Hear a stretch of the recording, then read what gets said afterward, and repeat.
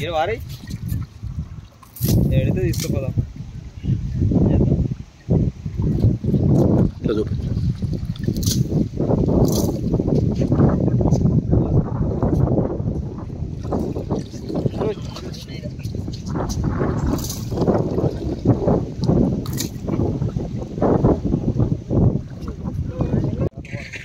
ఈ బయట రాయరా ఇక్కడ కూర్చో అవసరం పనే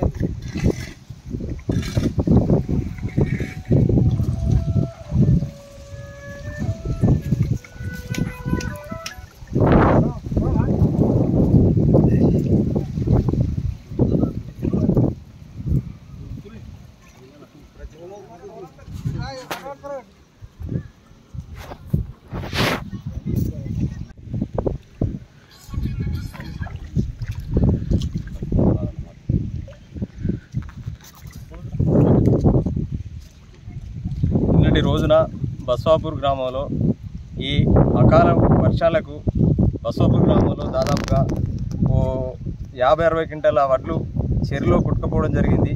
ఈ మ్యాచర్ వచ్చిన వడ్లు వారం 10 రోజులు అయినా మ్యాచర్ వచ్చి కానీ ఐకేపీ సెంటర్ స్టార్ట్ చేయకపోవడం వల్ల బస్వాపూర్ గ్రామంలో అన్ని చెరువుల నుండి వర్షాకాలంలో కూడా ఇంత వర్షం రాలేదు. నిన్నటి వర్షానికి అన్ని బండ మీద పోసుకొని ఎండిన వడ్లు మ్యాచర్ వచ్చిన వడ్లు కూడా చెరువు పాలు అవ్వడం జరిగింది.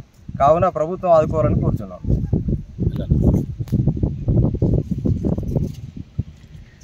నిన్నటి రోజున అకాల వర్షం కారణంగా బస్వాపూర్ గ్రామంలో రైతులు ఆరవసుకున్న వడ్లను అతి నష్టపోయారు. ఎందుకంటే చెర్ల నుంచి చెరువు పక్క కట్టకుంటే బండమన ఇక్కడ ఐకేపీ సెంటర్ వాళ్ళు ప్రత్యామ్నాయం చూడలేదు. చూడకనే ఈ నష్టానికి వాటిల్లింది.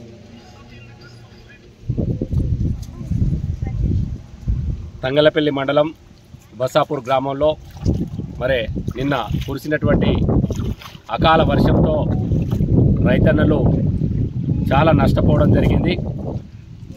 ప్రభుత్వం 10-15 రోజులుగా ప్రతి ఊర్లో కొనుగోలు సెంటర్లు స్టార్ట్ చేస్తున్నామని గొప్పలు చెప్పుకుంటూ కొబ్బరికాయలు కొడుతూ పోతున్నారు తప్ప మరి 15-20 రోజుల కింద వడ్లు ఎండబేసుకొని మ్యాచ్ వచ్చిన వాళ్ళు కూడా ఇంతవరకు ఒక్క ఇత్తు కూడా మరి కొనుగోలు చేయడం లేదు. కొనుగోలు చేయకపోవడం వల్ల ఈ చెరువు ఒడ్డున ఉన్నటువంటి బండ మీద ఎండవేసుకున్న వడ్లు మొత్తం మరి ఈరోజు చెరువు పాలు కావడం జరిగింది. అన్నదాతలు తీవ్రంగా నష్టపోవడం జరిగింది. కాబట్టి ప్రభుత్వం ఎందుకు చేస్తుందో ఏం కాదో ఎప్పుడైనా రైతు వ్యతిరేక విధానాలే పాటిస్తుంది తప్ప రైతులకు అనుకూలంగా ఒక్క నిర్ణయం తీసుకోవడం లేదు. ఇప్పటికైనా ప్రభుత్వం స్పందించాలి. నానిన ధాన్యాన్ని ఇప్పటికీ మిగిలిపోయిన ధాన్యమన్నా నానిన ధాన్యాన్ని ఇమీడియట్లీ కొనుగోలు చేసి వాటిని తప్పకుండా పైసలు చెల్లించాలి. అలాగే నష్టపోయిన అన్నదాతలకు డబ్బులు చెల్లించాలి, నష్టపరిహారం చెల్లించాలని డిమాండ్ చేస్తున్నాం.